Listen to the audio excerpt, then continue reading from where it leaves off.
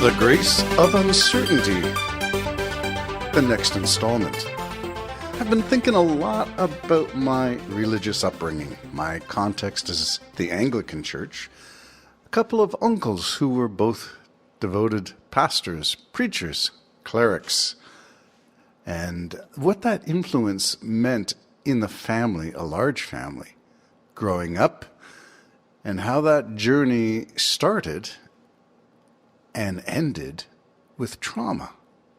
What? Yeah, how do you get religious trauma? And I suppose my reference point is simply my own experience, and in conversations with some dearly esteemed relatives who also grew up in those contexts, and the assumption that, of course, everything that we were taught as children is true. And how you break away from that indoctrination and dogma to become a liberated, free thinker and experience healing over the course of what has been written about by some authors as deconversion, the process of choosing to leave one's faith tradition and all that that means. Let's just talk in simple terms. When you choose to leave anything, you choose to what? Quit a job, look for better, greener pastures somewhere else, seek other employment. When you choose to leave a gathering of any sort, leaving, the first one to leave, that's a hard thing. Following the crowd, not as difficult. Maybe being the last one to the door, that might be a challenge. But the whole process can be in stages. And I guess that's what we call enlightenment. When you slowly gain enough light, the illumination by which you can make informed choices, no longer accepting the dogma and doctrine that was assumed. And of course, you know the old acronym, ASSUME. What assume means. Okay, well, I don't want to get into the whole thing about leaving. I want to talk about trauma. Leaving one's faith can create what some people say is a similar experience to complex PTSD. Not being a psychologist, just looking at some of the experiences, you can see things that are similar for some people. Everyone's experience leaving a faith tradition, whether it's Christianity or some other form of religious indoctrination, it has a cost, and the experiences are different for every individual. There may be some overlapping patterns, things like nightmares, things like being cut off. You've heard all kinds of stories of cults who ostracize members who leave the flock. Well, in some form or another, all religious traditions are much like a cult, where compliance and uniform thinking is valued more than individuality and independence. After all, it takes the group to sort of form these clusters of belief. So we gather in similar clusters, and at some point we are challenged and something happens that makes us uncomfortable, and whether that is an actual, and for this case I'll just refer to latest public records news reporting on the Plymouth Brethren in Canada, and say that there is some, should I say sexual predation? I don't want to color the whole thing, but the word cult, sexual predation sort of go together, and I'm thinking that there is genuine trauma, in this case sexual abuse. But I'm going to extrapolate and generalize and say that leaving a faith tradition that you have been firmly a part of and probably, participating midweek, maybe twice on the weekends, maybe picnics and gatherings and retreats and all kinds of things that get you to spend your time, your energy, your thoughts, your resources directed towards this spiritual endeavor. And at some point you choose to withdraw and disconnect from that.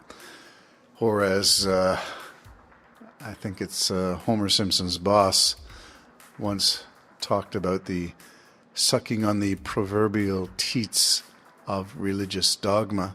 Disconnecting from that pump is like disconnecting from a cow that's being processed with those automatic devices that milk them. And you have to disconnect one udder at a time. And that's sort of what I'm looking at in this next section of the book. The trauma of deconversion, how exiting faith is a process, and it may involve a slow healing in multiple steps over lengthy periods of times, much like recovering from any complex post-traumatic stress disorder. Anyway, what am I going to look at in this section? Well, I'm focusing mainly on Christianity since that is the focus of this book. And I'm going to open up, I think, with this one question, because this stalked me literally for years after my abrupt departure from the Christian community of faith. And the idea is simply the overriding sense that maybe not overtly stated, but at some points it certainly is stated directly, quote, God is gonna get you, unquote. To abandon faith is to become the worst kind of sinner. That's the sin of apostasy, which has various consequences. So depending on your tradition, apostasy is not just here and now cast outside the camp in the old Hebrew tradition like lepers or a menstruating woman. It is being cast out of the garden of the tradition of Adam and Eve, that Genesis narrative. It's being cast out for eternity, not just the here and now, but God is going to get you for the rest of your, whatever your existence is, post the physical existence. An eternity of separation is the best case scenario, just being separated from the light. So you spend eternity in darkness. Well, that's pretty fearful. And that sort of makes you question whether you should or you shouldn't head for the exit. The other part is, of course, the dangling flames of sulfur and torture and torment for eternity. Again, some of this goes back to the whole notion of, do you believe in a creator? Do you believe that such a creator would create entities such as humans just to torment them for eternity if they don't do exactly what I say? What?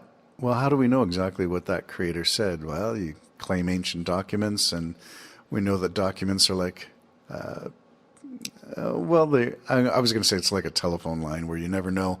You repeat the story often enough, and some things get dropped, some things get added, and that's the case of New Testament letters. And ancient documents contain the likelihood of those same kinds of transcription errors, or errors intentionally dropped in by a class of priests who want to control things a little more tightly, and so change the narrative slightly, make it fit today's dilemmas, and make it relevant to control, because that's what it's all about, ultimately.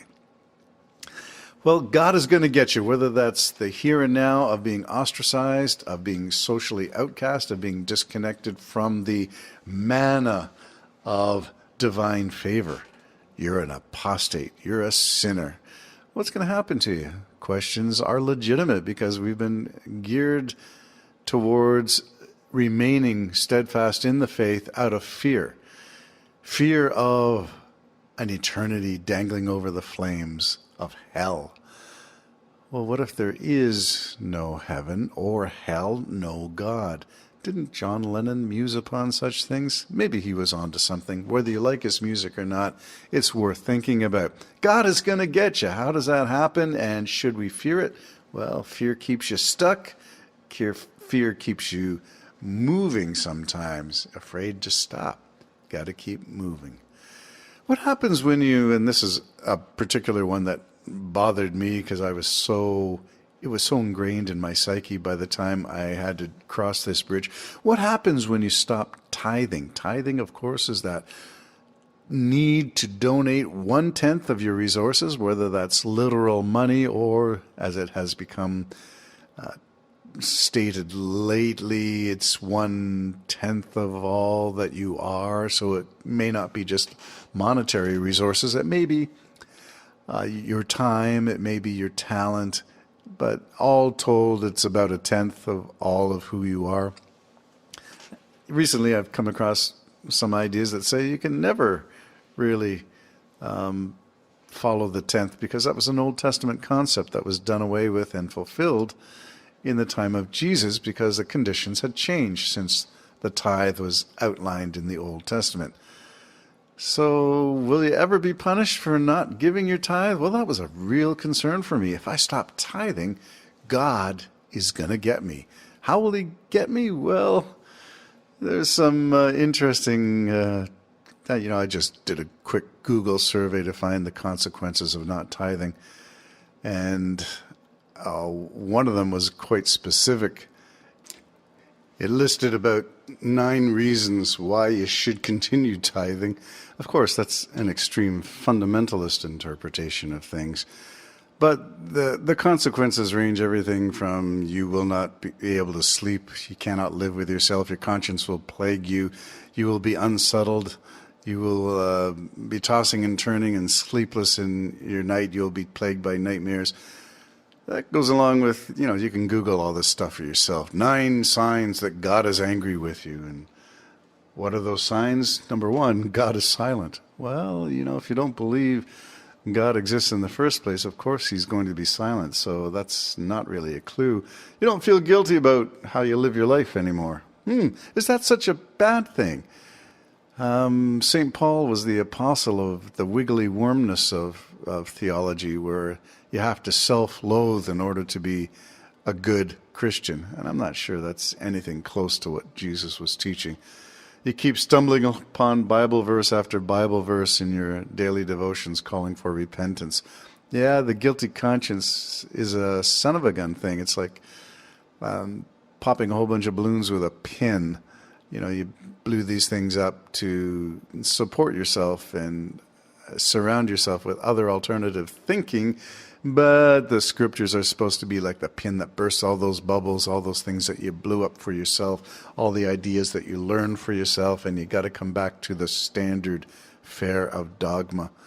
Well, it goes on and on. You can Google and begin diving in on all these things, because these are threats and fear, and anything that's fear-based is really keeping you stuck. How do you abandon the fear? Well, there are steps. And if you look up or Google ideas about how to respond and extricate yourself from religious mindlessness, not mindfulness, mindlessness. There is such a thing called religious trauma. Is it a syndrome? Do we all share the same patterns? No. Is it a form of abuse? Yes. So how do you get out of it? Well, it's with a skillful therapist. It's with self-care.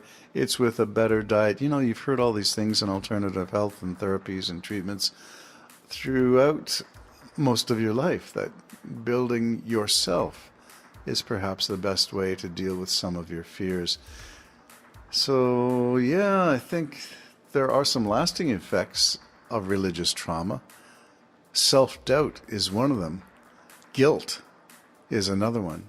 Depression, hopelessness, all based on fear. Fear of what? Fear of that I did something, that God is going to get me? Well, that's possible. That's the root of most of the trauma about surviving religious abuse. I'm not using surviving. There are genuine cases of abuse, and I mentioned the case of the Plymouth Brethren and sexual abuse, and that goes on, no matter where there are religious institutions of people, men mostly, who have power over younger people and or women, exercising that inappropriately for selfish gratification or gain. So there's some genuine stuff like that. But for me, the stuff can be as simple as I'm letting go that there is a good God, fatherly old man sitting on a throne who's going to make all things right, going to help me and encourage me and nurture me through my life. Letting go of that image is pretty difficult. It is like the anchor, the ultimate anchor that keeps you stuck. And it takes a pretty willful, informed, enlightened choice to look behind the veil of the Wizard of Oz and see that the levers are being pulled and the smoke and lights flashing are just smoke and mirrors. When you can get to that point, peering through the curtain, then I think you're at the place where you can begin to heal. And as I said, it is a process, and there are articles on recovering and therapies for getting out of deconverting trauma. And you can find some of these steps under various therapy sites. One that I referred to is called 8 Ways to Recover from Religious Trauma. And the first is to, like the 12 steps of Alcoholics Anonymous, recognize that trauma has occurred. It may be simple indoctrination that took place over years, brainwashing over years. And by brainwashing, I don't want to be too harsh on people. I mean, I was a Sunday school teacher, and I ran the attendance contest and bring a friend, get more points, get a free Bible if you do this, do that. Yeah, bribery in a Christian context seemed like incentivizing, but really it is bribery on some level.